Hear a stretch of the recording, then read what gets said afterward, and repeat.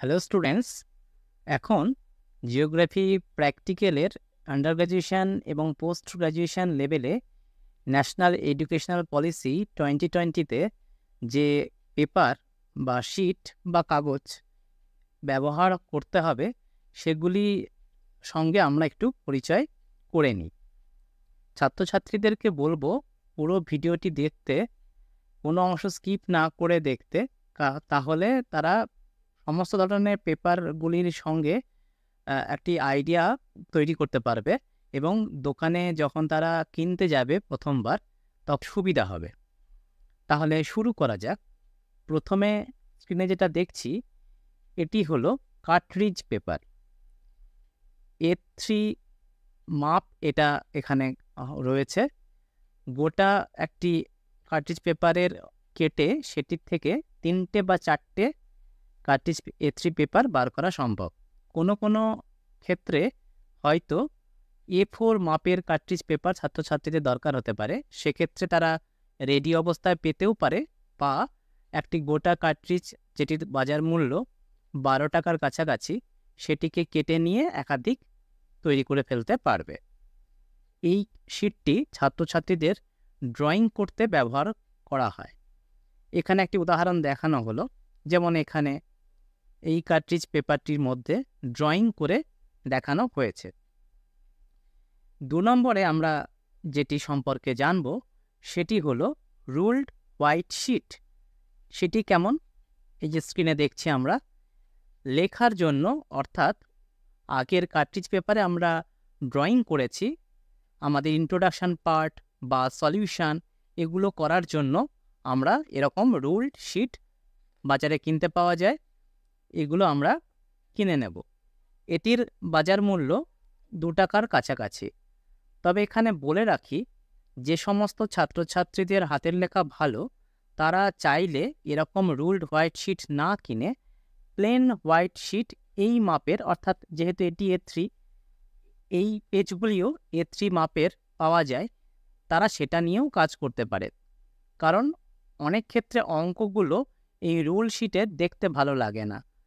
ভালো হয় যদি তারা একেবারে ফাঁকা সাদা পাতা A3 মাপের, কিন্তু কার্ট্রিজ পেপার নয়, অর্থাৎ এটার দাম কম, সেরকম পেপার তারা জোগাড় করতে পারে। আচ্ছা, 3 নম্বর বিষয় যেটি আমরা জানব সেটি হলো সেন্টিমিটার গ্রাফ পেপার। এটি হলো centimetre graph paper. Centimetre graph paper এরকম বক্স থাকে, ছোট ছোট বক্সগুলির মধ্যে 10টি করে ডিভিশন থাকে হরাইজন্টালি এবং ভার্টিক্যালি, অর্থাৎ এক্স অ্যাক্সিস এবং ওয়াই অ্যাক্সিসে ছোট্ট একটি স্কোয়ার বক্সে 10টা হরাইজন্টালি 10টা ভার্টিক্যালি, অর্থাৎ টোটাল এক একটা বক্সে হলো 100টা ডিভিশন থাকে। এটি হলো সেন্টিমিটার গ্রাফ পেপার। এটির দাম 1 টাকার কাছাকাছি। এরকমই আরেকটি শিট ব্যবহার হয়, সেটি হলো ইঞ্চ শিট। এখানে এই মাপটি হলো, বা যে কোনো একটি বক্সের মাপ হলো, এগুলো 1 ইঞ্চ করে, এদিকেও 1 ইঞ্চ এদিকেও 1 ইঞ্চ, অর্থাৎ এটি বলা হচ্ছে ইঞ্চ শিট বা ইঞ্চ গ্রাফ পেপার। এগুলোর দামও ওই 1 টাকার কাছাকাছি। এরপরে আমরা যে বিষয় সম্পর্কে জানবো সেটি হলো লগ গ্রাফ পেপার।